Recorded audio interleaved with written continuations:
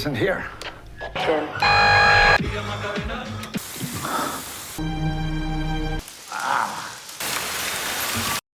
Welcome dear रॉकर्ट्स। आज की movie बिल्कुल स्पेशल है क्योंकि ये पिछले महीने रिलीज हुई है और ये एक शानदार साइकोलॉजिकल थ्रिलर मूवी है, तो आखिरी तक हमारे साथ बने रहिए। मूवी की शुरुआत में एक हाई टेक जगह को दिखाया जाता है जहां आसमान छू लेने वाली हाई राइज बिल्डिंग्स होती है। उनमें से एक बिल्डिंग के अंदर कैमरा जूम होता है और वहां एक बड़े और मॉडर्न पेंट हाउस को दिखाते हैं। इतना साफ सुथरा मकान देखकर लगता है यहाँ कोई नहीं रहता। तभी हेलीकॉप्टर की आवाज आती है और रेडियो पर कम्युनिकेशन चल रहा होता है। अब काउंटडाउन शुरू होता है। काउंटडाउन के अंत में मूवी का हीरो रूफ पर लैंड होता है। इसका नाम नेमो है और ये एक हाईटेक चोर है। बड़े ध्यान से वो सिक्योरिटी नेट को कट करके सिक्योरिटी सिस्टम को डिसेबल कर देता है, लेकिन उसके पास सिर्फ 7 मिनट बचे हैं। 7 मिनट के अंदर उसे अपनी चोरी खत्म करनी पड़ेगी वरना वो यहीं फंस जाएगा। नेमो यहाँ पर कीमती चीजें चुराने आया है, लेकिन वो यहाँ रखी 3 कीमती पेंटिंग्स भी चुराना चाहता है जिन्हें एगोन शिले नाम के एक ऑस्ट्रेलियन आर्टिस्ट ने बनाया है। नेमो को एगोन शिले की 2 पेंटिंग्स तो मिल जाती है और उनकी तीसरी पेंटिंग जो कि एक सेल्फ पोर्ट्रेट है वो उसको ढूंढने में लग जाता है। उसे ढूंढते हुए वो वीडियो इंस्टॉलेशन रूम में पहुंच जाता है, लेकिन वहां पर भी वो सेल्फ पोर्ट्रेट नहीं होता।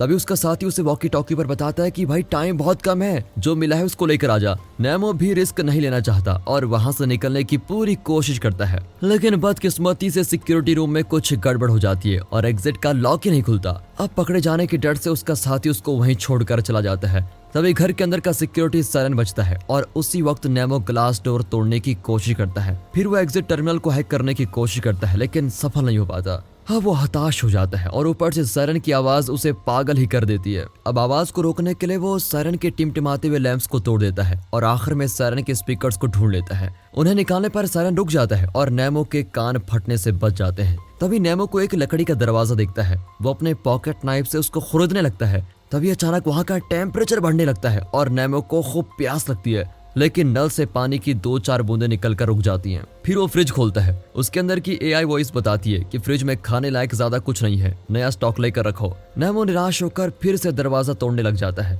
कुछ देर उसको खुरेद कर वो सोफे पर लेट जाता है। फिर वो अपने साथी को कांटेक्ट करता है, लेकिन उस तरफ से कोई जवाब नहीं आता। वो फिर से फ्रिज खोलकर बचा हुआ वोडका पीता है और वहाँ पड़ी हुई कुकीज खाता है। खाने के बाद जरा चुस्त हो जाता है और टीवी देखता है। इस टीवी पर चैनल्स के अलावा सीसीटीवी कैमरा का डिस्प्ले भी दिखता है। एक कैमरे में उसको बिल्डिंग का सिक्योरिटी गार्ड दिखता है। फिर रात को पेंट हाउस के बेड पर सोकर सुबह उठता है तो उसको हेलीकॉप्टर की आवाज आती है। उसे लगता है कि उसका साथी उसको लेने आया होगा। वो जल्दी से ग्लास डोर की ओर भागता है, लेकिन पता चलता है कि एक कबूतर सिक्योरिटी नेट में फंसकर यहाँ गिर गया था। इस पेंट हाउस में ग्रीन हाउस भी है जहाँ आर्टिफिशियल लेक बनाई है और पेड़ पौधे उगाए जा रहे हैं। वो लेक में मुंह हाथ धोता और अपने साथी को फिर से कॉल करता है, लेकिन उसका कोई रिस्पॉन्स नहीं आता। फिर वो वहां पर रखे हुए कंप्यूटर को चेक करता है, लेकिन घर के ओनर ने उसको डिसेबल किया हुआ है। नेमो बहुत ही बोर्ड फील करता है और बाथरूम को निहारने लग जाता है। फिर वो एक कमरे में जाता है जहाँ कुछ सड़े हुए ऑरेंजेस पड़े होते हैं। वो पागलों की तरह ऑरेंज से खिड़की तोड़ने की कोशिश करता है। तभी वो देखता है कि सीलिंग से रोशनी आ रही है।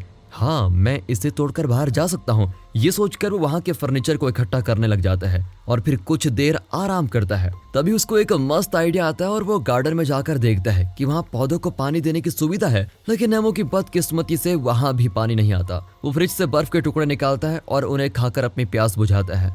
फिर वो कई फर्नीचर्स के पीसेस से एक ऊंचा टावर जैसा स्ट्रक्चर बनाता है। हिम्मत करके इस कमजोर टावर पर चढ़ भी जाता है, लेकिन अब भी वो सीलिंग को टच नहीं कर पाता और बड़ी मुश्किल से नीचे उतरता है। फिर वो अपना प्लान चेंज करता है और कोई नया तरीका सोचने लग जाता है। तभी इस स्मार्ट पेंट हाउस के सर्विलेंस कैमरास ऑन हो जाते हैं। नेमो देखता है कि एक हाउसकीपर सीढ़ियों पर बैठकर लंच खा रही है। जब वो चले जाती है तो नेमो टेम्परेचर कंट्रोल पैनल पर जाकर गर्मी कम करने की कोशिश करता है, लेकिन गर्मी कम नहीं होती। इतना ही नहीं, अब नेमो को भूख लगनी भी शुरू हो जाती है। फिर वो एक फूड कैन को खोलने की कोशिश करता है, लेकिन अपना हाथ ही काट लेता है। भूख के साथ साथ गर्मी बर्दाश्त की हद पार कर चुकी होती है। नेमो फ्रिज खोलकर वहां से ठंडा पानी चाटने लगता है और फिर उसे गर्मी से थोड़ी राहत मिलती है। लेकिन इस पेंट हाउस में सारे अप्लायंसेस स्मार्ट टेक्नोलॉजी से बने हैं। फ्रिज में एकदम इरिटेटिंग म्यूजिक बजता है और उसकी एआई सिस्टम कहती है कि दरवाजा बहुत देर से खुला है, जल्दी बंद कर दो। म्यूजिक से तंग आकर नेमो दरवाजा बंद करके चला जाता है। रात को फूड कैन खोल ही देता है और फिर खाना खाकर उसके शरीर में थोड़ी शक्ति आ जाती है।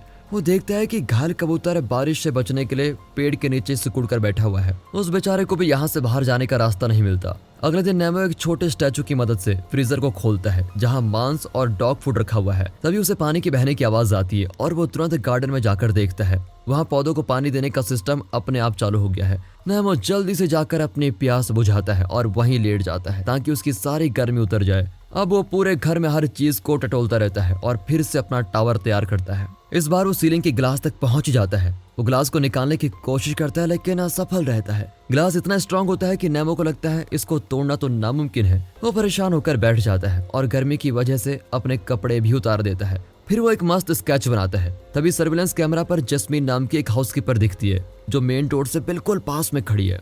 नेमो दरवाजे पर पीटता है लेकिन जस्मीन को कुछ भी सुनाई नहीं देता क्योंकि वह हेडफोन्स पहनकर म्यूजिक सुन रही होती है। वहाँ काम खत्म करके वो एलिवेटर से नीचे चली जाती है। नेमो को अब खुद पर बहुत गुस्सा आता है लेकिन तभी घर का टेम्परेचर सिस्टम रिसेट होता है और ठंडी हवा चलने लग जाती है। तब जाकर नेमो की जान में जान आती है। अगली सुबह नेमो गार्डन में पौधों की जगह कुछ बर्तन रख देता है जिसमें पानी भी भरने लग जाता है। फिर वो उसको एक बोतल में डालकर रख लेता है ताकि वो दिन भर प्यासा ना रहे। चलो, पानी की प्रॉब्लम तो खत्म हुई। ये सोचकर अब नेमो का मूड जरा ठीक हो जाता है। वो फिर काम पे लगता है और पेंट हाउस के हर कमरे को चेक करता है। फिर वो एक बोतल को तोड़कर उसके टुकड़ों का एक प्रोटेक्टिव ग्लास बनाकर पहन लेता है। फिर ऊपर चढ़कर सीलिंग के ग्लास को तोड़ने लगता है। कुछ देर बाद वो खाना पकाता है और अपने आप से बातें भी करने लग जाता है। फिर कुछ लंच करते हुए सीसीटीवी डिस्प्ले पर बिल्डिंग के स्टाफ को काम करते हुए देखता है और उनसे बात करने लग जाता है।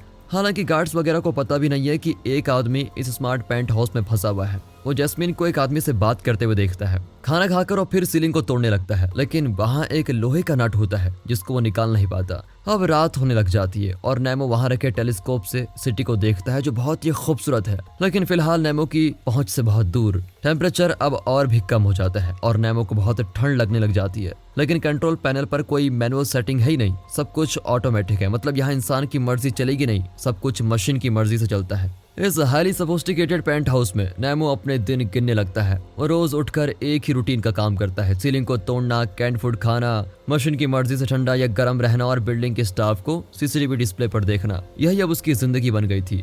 वो इतना अकेला पड़ जाता है कि कबूतर से बात करने लगता है कि यार कम से कम तू तो उड़ सकता है, यहाँ से बाहर क्यों नहीं उड़ जाता। कबूतर भी मन ही मन सोच रहा होगा कि अबे तू इतना बड़ा आदमी होकर भी कुछ नहीं कर पाया तो मुझे एडवाइस क्यों दे रहा है। मुझे तो पता भी नहीं है कि मैं किस होल से अंदर आया था। मुझे बाहर का रास्ता पता होता तो मैं तेरे साथ यहाँ थोड़ी न रहता। खैर, जब नेमो को कुछ नहीं सोचता तो वो दीवार पर लगी पिक्चर्स की मूछ दाढ़ी वगैरह बनाने लग जाता है और उसको देखकर हंसता है। ये तो अपने बचपन में आ गया। बाद में वो एक कोर्ट कैबिनेट के अंदर घुसता है तो उसको एक सीक्रेट पार्टीशन दिखता है। उसके अंदर एगो शिले की वो सेल्फ पोर्ट्रेट होती है जिसको नेमो की तलाश थी। वहाँ घर के ओनर की एक मूर्ति भी होती है जो रबर की बनी है। उसकी छाती पर एक बुक अड़ी होती है। ये विलियम ब्लेक नाम के एक पुराने कवि और पेंटर की लिखी हुई बुक है। इसका नाम है the marriage of heaven and hell. अब नेमो को अजीब सा चैन आता है कि चलो यहाँ फंसने की वजह से मुझे कम से कम ये पेंटिंग तो मिली। फिर वो पेंटिंग और बुक को लेकर बाहर आता है लेकिन वो कबूतर जिससे बात करके नेमो अपना टाइम पास करता था वो बेचारा मर जाता है। शाम को जैस्मीन पेंट हाउस के मेन डोर से ठीक आगे क्लीनिंग कर रही होती है। नेमो अंदर से दरवाजे पर पीटता है लेकिन दरवाजा इतना तगड़ा है कि आवाज बाहर ही नहीं जाती। फ्रस्ट्रेशन में नेमो सो ही जाता है।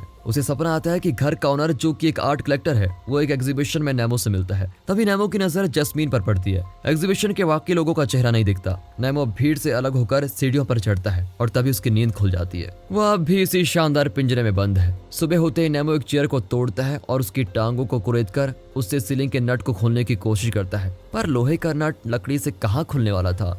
ये प्लान भी फ्लॉप हो जाता है। नेमो पूरी तरह हताश और बिल्कुल निराश हो जाता है और ऐसा लगता है कि उसके दिमाग को दीमक लग गई है। वो अजीब अजीब हरकतें करने लग जाता है। नेमो खुद इस पेंट हाउस में मर रहा है इसलिए उसे फिश की खुशी भी देखी नहीं जाती और वो फिश टैंक से एक फिश को बाहर निकालकर उसको तड़पता हुआ देखने लग जाता है। उसके मरने पर नेमो को अजीब खुशी मिलती है। फिर वो दीवार पर बेमतलब कुछ ड्राइंग्स करता है और खुद को जोक सुनाता है। जब उससे भी जी नहीं भरता तो वो फिर से एक स्ट्रॉन्ग लकड़ी में होल कर देता है और उसके नट को खोलने की कोशिश करता है लेकिन इस बार उसकी मेहनत बेकार नहीं जाती और वो 2 नट्स खोल देता है। बाकी के नट्स निकालने के लिए उसे चेयर के दूसरे पैरों को भी तोड़ना पड़ेगा। घर पर खाना भी लगभग खत्म हो चुका है। अब नेमो दीवार पर और भी कई स्केचेस बनाने लग जाता है। वो एक छोटा स्टेज बनाकर सीलिंग से निकले हुए सारे नट्स उस पर रख देता है और कहता है कि ये मेरी मेहनत का फल है और ये मेरी मुक्ति का रास्ता।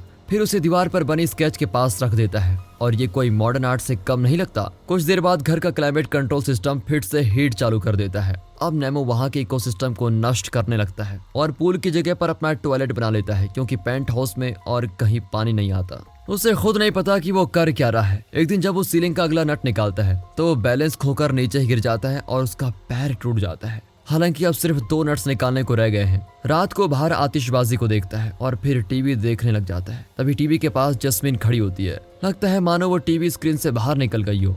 वो नेमो के बहुत करीब आ जाती है लेकिन उसे टच नहीं करती। दरअसल ये नेमो की कल्पना है। अब नेमो अपने पैर के ठीक होने का इंतजार करने लगता है। वो आईने के सामने खड़ा होता है तो पीछे से ओनर आकर सिंक पर उसका सर पटक देता है। जब नेमो उठकर देखता है तो पता चलता है कि यहाँ उसके अलावा और कोई नहीं। ये भी उसके दिमाग का ही खेल था। उसने खुद ही अपना सर सिंक पर पटक दिया। अचानक वो सीलिंग पर फायर अलार्म सेंसर को देखता है। अब उसे आइडिया आता है और वो मैगजीन्स को फाड़ता है। फिर वो अपना मैग्नीफाइंग लेंस निकालकर सूरज की रोशनी से कागजों को जलाकर फायर सेंसर के पास दिखाता है। ये आइडिया काम कर जाता है और आग बुझाने की प्रोसेस चालू हो जाती है। घर पानी से भरने लग जाता है लेकिन नेमो की मदद के लिए कोई इंसान नहीं आता। पानी की वजह से टीवी बंद हो जाता है। नेमो अब बिल्कुल नेमो फिश की तरह पानी में यहाँ वहाँ भटकने लगता है। अगले सीन में दिखाते हैं कि बाहर बर्फ गिर रही है और ग्लास विंडो के बाहर हर चीज बर्फ की ढकी हुई है।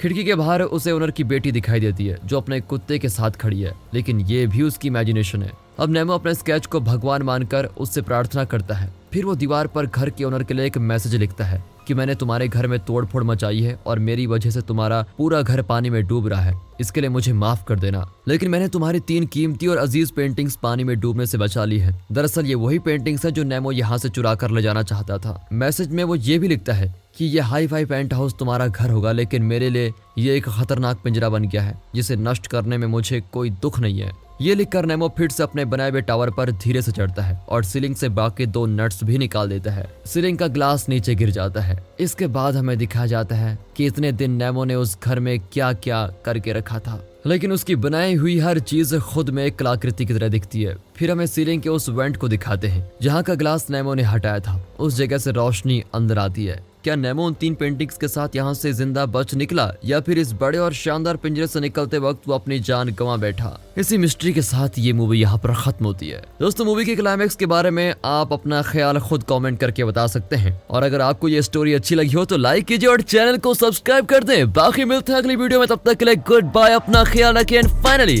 Thanks for watching.